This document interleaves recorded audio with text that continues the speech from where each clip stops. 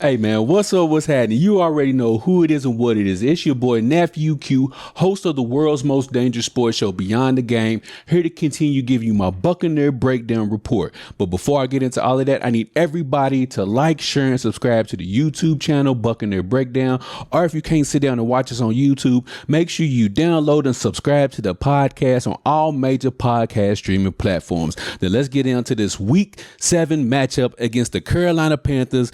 Man, look, I already got my drink right here. As you can tell, my bottle is halfway gone. Well, it's more than halfway gone because, like I said, Tampa Bay is stressing me out. So I'm going to go ahead and pour up a drink because last game stressed me out even more than the Pittsburgh Steelers game. So let me go ahead and pour up. And while I'm pouring up, let me just give a shout out to some of my other BTG members on the group page.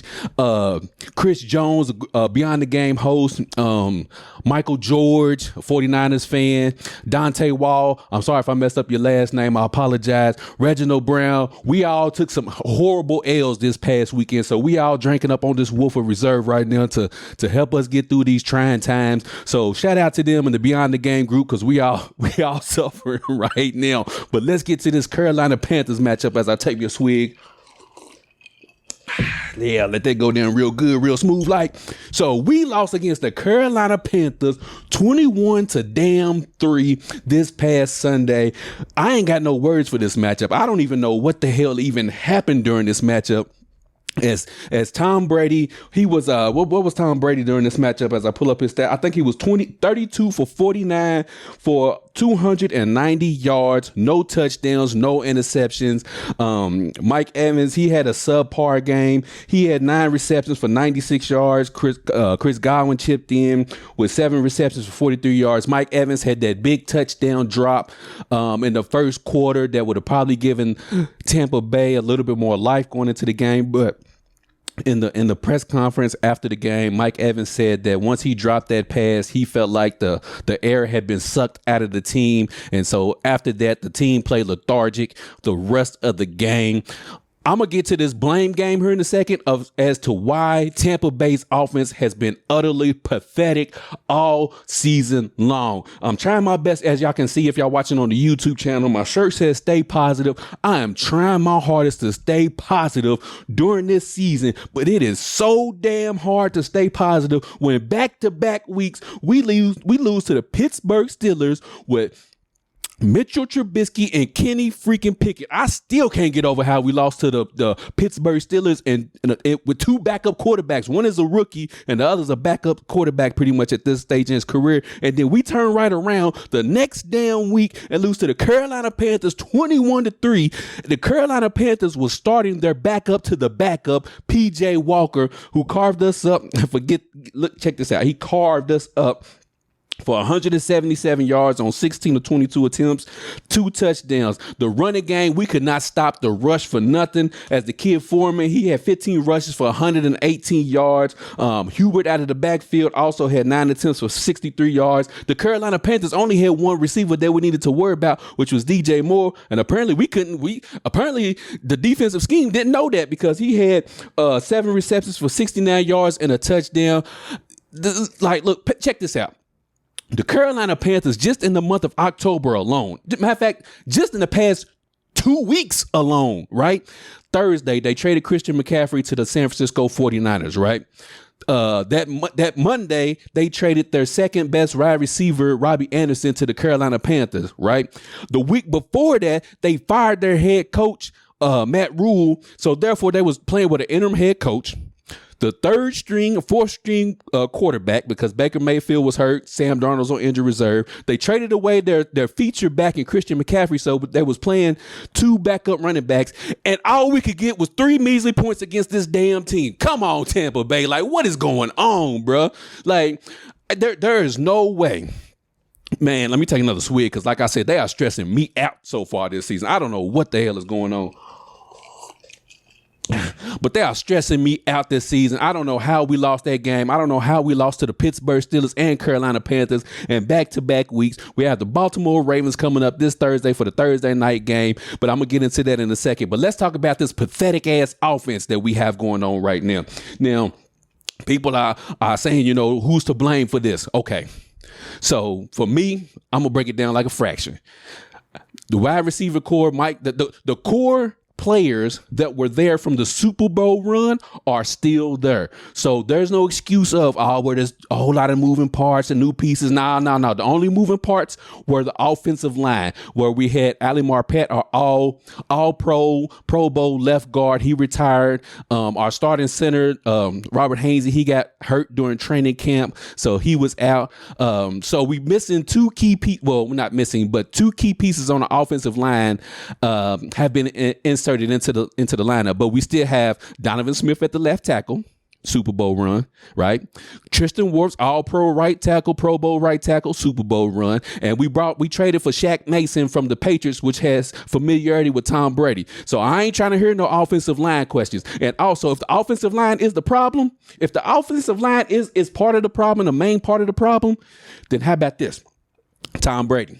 How about you not take 11 days off during training camp so you can get some continuity with your damn offensive line so y'all can get this shit together before the season starts? Matter of fact, how about we do this, Tom Brady? How about we play in a couple of preseason games so you can get that continuity then with your offensive line so y'all can get that game speed, game feel, so y'all can look at stuff together and figure out how to do this moving forward. I mean, I don't know. That might help you during the season. So I'm not going to blame the offensive line too much. Do they play a factor and a role into the season? Of course. But are they the main reason?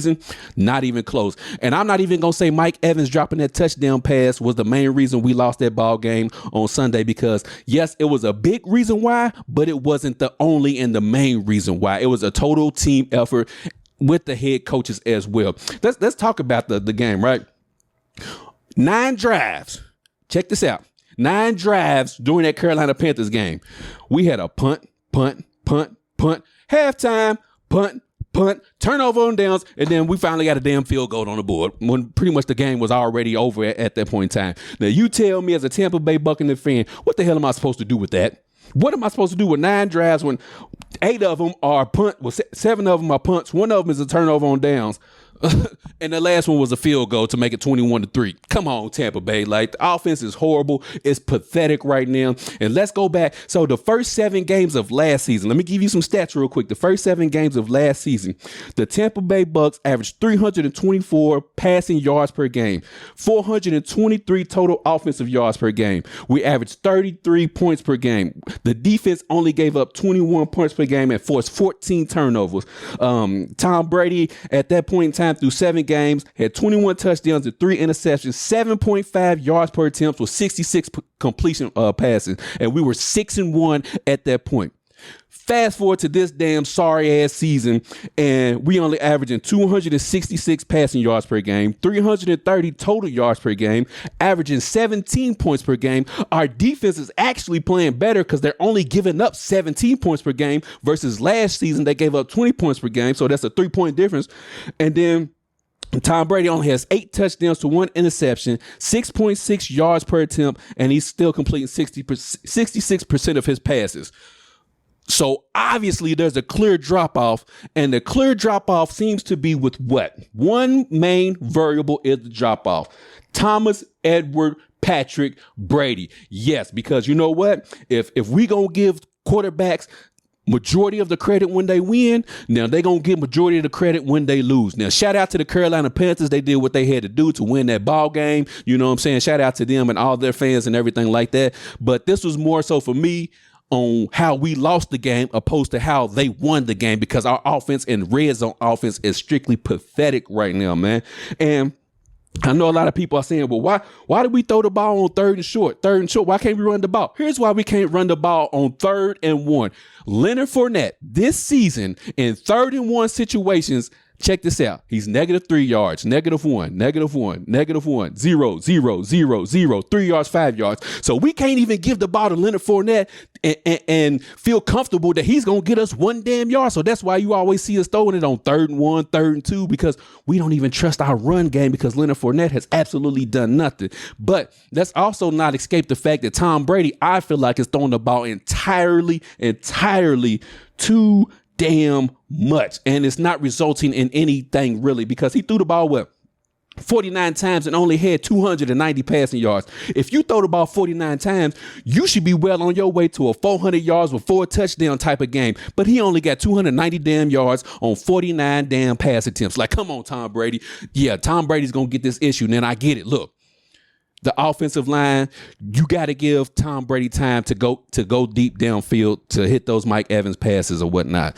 But Tom Brady, all this nickel and dime, 5 here, 3 here, bubble screen here, screen over here, sweep here, jet sweep here, halfback screen pass. This shit ain't cutting it this season, Tom Brady. So I know your personal life is a factor in it, but look, man, you got to learn how to compartmentalize and do what you need to do because you signed up for this season. You feel me? So if you signed up for this season, you know what was going to happen going into the season. So I ain't trying to hear no excuses because you knew everything that was going to happen going into the season. That's why you took the damn 11 days off to try to get your affairs in order. But now you see the shit ain't working out like you want to. And now people want to blame his personal life for why he's playing.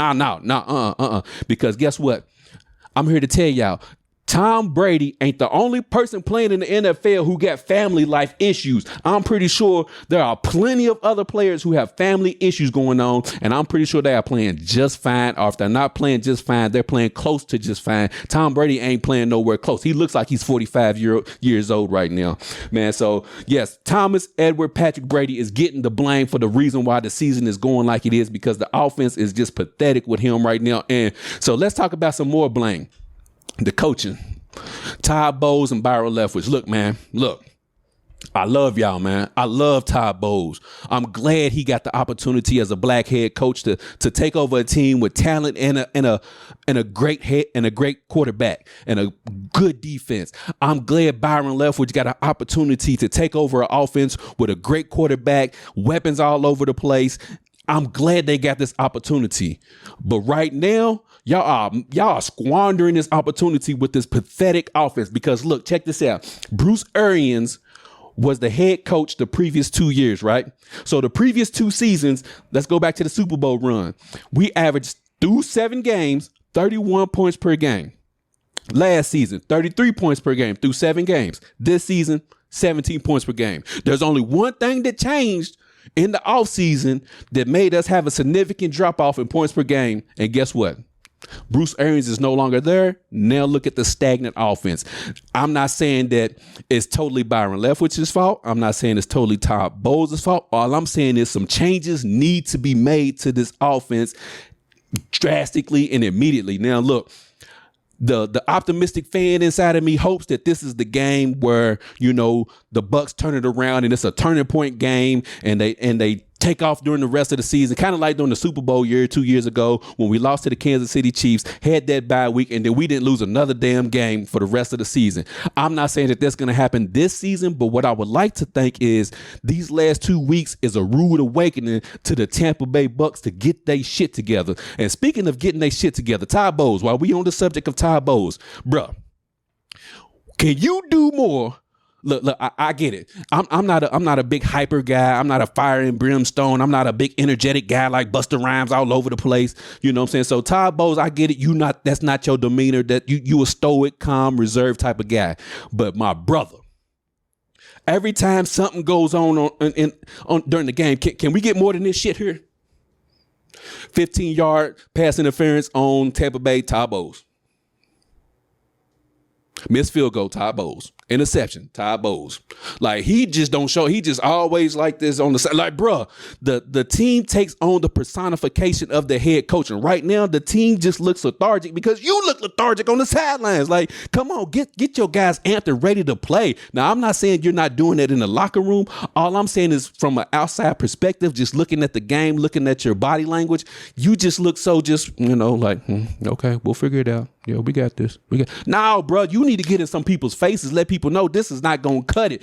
Don't leave that shit to Tom Brady because Tom Brady going to wind up getting knocked out by one of his offensive linemen one day, cussing at them like that as the center for the Philadelphia Eagles, one of the Kelsey brothers said, hey, if my quarterback ever yelled at me like that, he's going in the trash can. And I feel every bit of that because I'm a grown man. I'm a grown ass man, Tom Brady. You ain't going to be yelling and cussing me like I'm some child, but that's neither here nor there. Let's talk about, because I'm tired of talking about that matchup that we had against the Carolina Panthers that we had no damn business losing, but we lost anyway. So in a span of 2 weeks, we lost to Mitchell freaking Trubisky, Kenny freaking Pickett, and PJ damn Walker, even though I love the last name, but we lost to 3 guys we had no business losing to.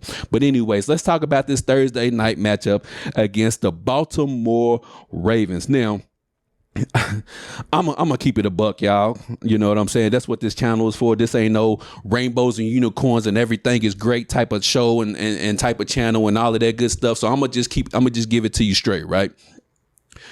We're gonna lose this game. Just plain and simple. And I just told you why we're going to lose this game, because we just lost back-to-back weeks to 3 quarterbacks who we have no business losing to. So what the hell you think we're going to do with Lamar Jackson and the fighting Baltimore Ravens? Come on, bro. Come on, man. But anyways, going into this matchup, Baltimore averages 25 points per game, which is 6th in the NFL. They allow 21 points per game, which is 23rd in the NFL. They average 346 total yards per game, which is 14th. Their passing yards, Lamar averages 189 passing yards per game, which is 26th in the NFL. They average 156 rush yards, which is 5th in the NFL. And they allow 366 yards per game, which is 23rd in the NFL. Now let's talk about 2 categories. Points allowed. They allow 23 points per game. We average 17 points per game. So we already looking on the losing end because we don't even average what they give up points per game. We average 17. They give up 23. L right there. Now let's talk about passing yards per game, right? Lamar Jackson, according to the stats, only averages 189 passing yards per game. That don't even fucking matter at this point, man. I'm cussing because they got me. Let me take another swig. That doesn't even matter because we lost to 3 quarterbacks who none of them threw for 200 yards. Kenny Pickett, I believe, threw for 69 yards. Mitchell Trubisky came in after Kenny Pickett went out and threw for 144 yards. PJ Walker last game threw for 177 yards. So none of them threw for 200 yards, and we still lost all 3 damn ball games.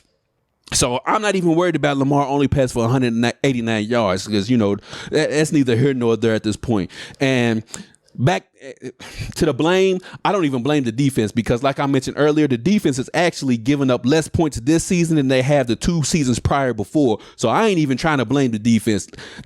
Have they given up big plays this season? Yeah, but it's also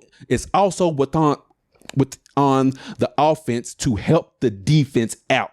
If they're only giving up 17 points per game or 20 points per game, then the offense has got to be a lot better because I could understand and see if the defense was giving up 25 points a game, 26, and the offense had to keep outscoring the other team, obviously to win, but they had to keep putting up big numbers in order to win because they knew their defense wasn't going to hold. But the defense is doing their job this season. They're averaging 17. They're giving up 17 points per game, which is 5th best in the NFL. So the defense is doing their job. Offense, can you help them out just a little bit? Just a little damn bit, offense. So yes, Tom Brady, I'm still on Tom Brady's fault because boy, you should have stayed. I'm gonna start treating Tom Brady like T and Tamara did on Sister when they told Roger to go home. Go home, Roger. Go home, Tom. Your family needs you, bro. We can lose these same damn games with the backup Blaine Gabbert or Kyle Trask, the kid out of Florida that we drafted. We can lose to the Pittsburgh Steelers and Carolina Panthers with those 2 guys. We don't need you to lose to them. Like, come on, man. But anyways, so against this matchup against the Baltimore Ravens, let me get Baltimore winning 21-17. Now, I'm trying to be nice and considerate by giving Tampa Bay 17 because I really want to give them 10 points because how the offense has looked the past 2 weeks, mighty pathetic, 18 points and then 3 points. So I'm trying to give them their average in this matchup, but I just don't think that the offense is going to have enough firepower to overcome Lamar Jackson. He's going to do Lamar Jackson things against this defense because the defense will be on the field a lot. Why would the defense be on the field a lot? Because the offense can't sustain any drives. It's going to be a lot of 3 and outs, a lot of drives that just stall out with field goals or maybe with a punt, as I talked about in the game against the Carolina Panthers. I just don't think we just have enough for the for Lamar Jackson right now. So let me get the Baltimore Ravens winning this matchup 21-17. Lord have mercy, that will drop us to 3-5. Man, I hope I am wrong. I hope I am so wrong, but I highly doubt that I'm wrong because the offense is just so pathetic, especially when we get down in the red zone and Tom Brady got the nerve to want to yell and scream at everybody else. Like he's out here balling and killing it and everybody else is just slacking.